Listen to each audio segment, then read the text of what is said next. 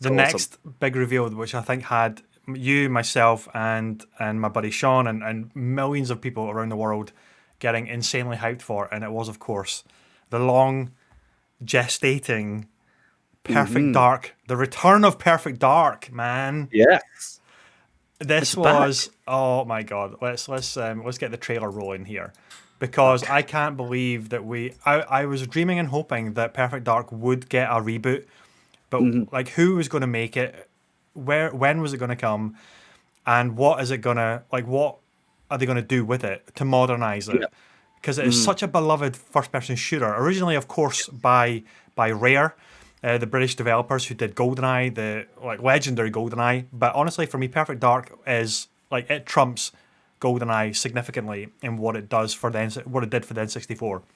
Hmm. I got a like a remake, not a remake, a bit of an upscale remaster on the Xbox 360. You could get that on Live Arcade at the time, and but there was nothing for years, and then they did the launch title of Perfect Dark Zero, Watch was a bit poo, to say Yeah. the least. And then everybody thought the series is dead. Like it's just there's no coming back from that. Yeah. And now finally we get this trailer. And I honestly thought it was something to do with like Abstergo, Assassin's Creed modern day stuff with the architecture Hmm. and stuff. It was Yeah.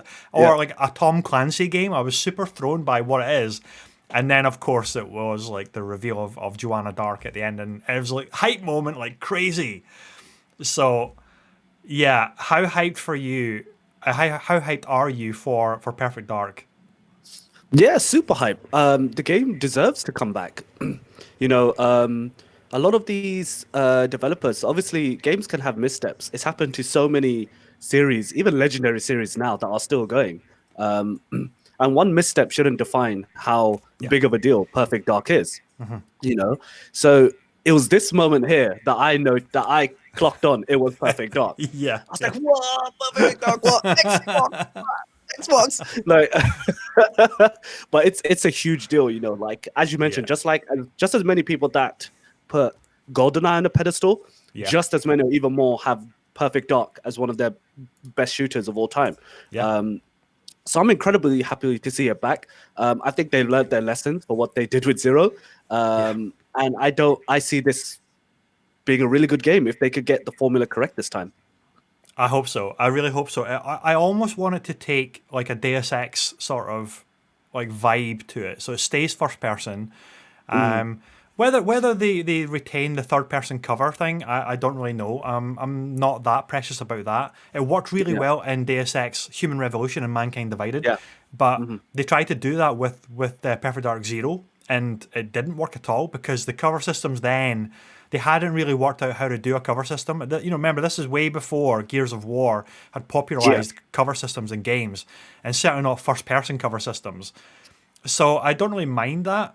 But I'm playing Cyberpunk, which we're going to get into in a big way later on in the show. And they have a kind of cover system which works where it keeps you entirely first person, and it works brilliantly, like really, really well. Hmm. So I'm really curious as to how, like, where they take this. If they keep it first person, do they make it a third person game, like a third person adventure game, like an Uncharted, but in this kind of cyberpunk world? I really don't know. It could go in any direction. I hope that they keep it first person because it's always been a first person game.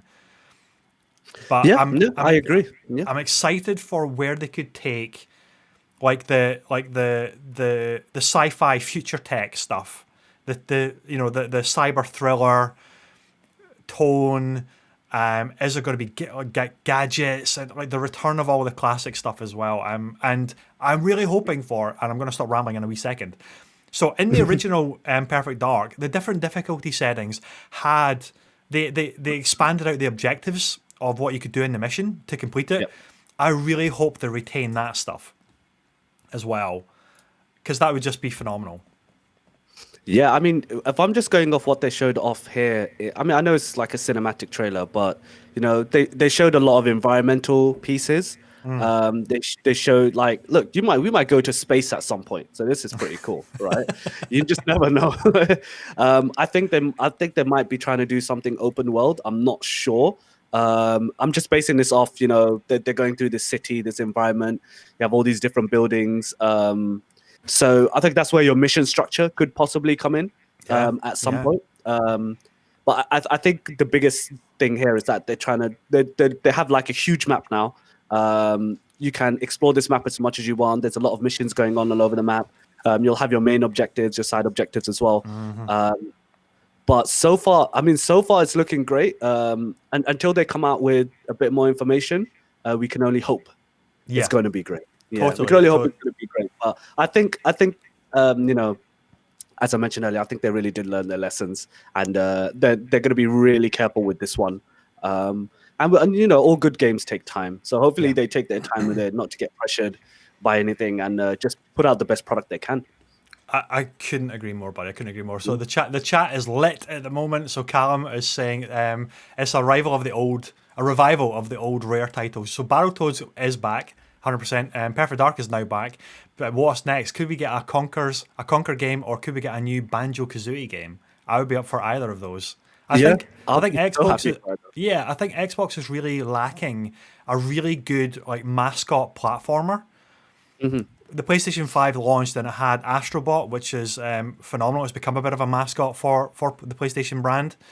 But don't forget, Sackboy's Big Adventure is just wonderful as well. And of course, Ratchet and Clank, the new one, is coming out early next year, and it looks just freaking amazing. So for me, if they bring back Conquer, if they bring back Banjo-Kazooie, Microsoft are in a huge position now with having these mascot franchises, which are so beloved, and can open up a whole new audience as well that want, where's my Ratchet and Clank on Xbox? Where's my Sackboy on Xbox? And they've got the franchises there. So I'd love to see a Banjo come back and a Conquer. Yeah, it's actually, I remember discussing this with someone, when I saw this Perfect Dark reveal, I was thinking that exact thing. I was like, Xbox, they have all these studios, right? Yeah. That are now making these games. This is where it kind of begins for them. The long play, of these big, hopefully first party titles that would really uplift their system. Yeah. So, would I like to see another Banjo? Absolutely. Would I like to see a Conquer? Hell yeah. Why not? But I agree. They do need a mascot. I mean, could Joanna Dark be that mascot? Maybe. Yeah. You just never know. I would like to think, obviously, Master Chief is their mascot currently.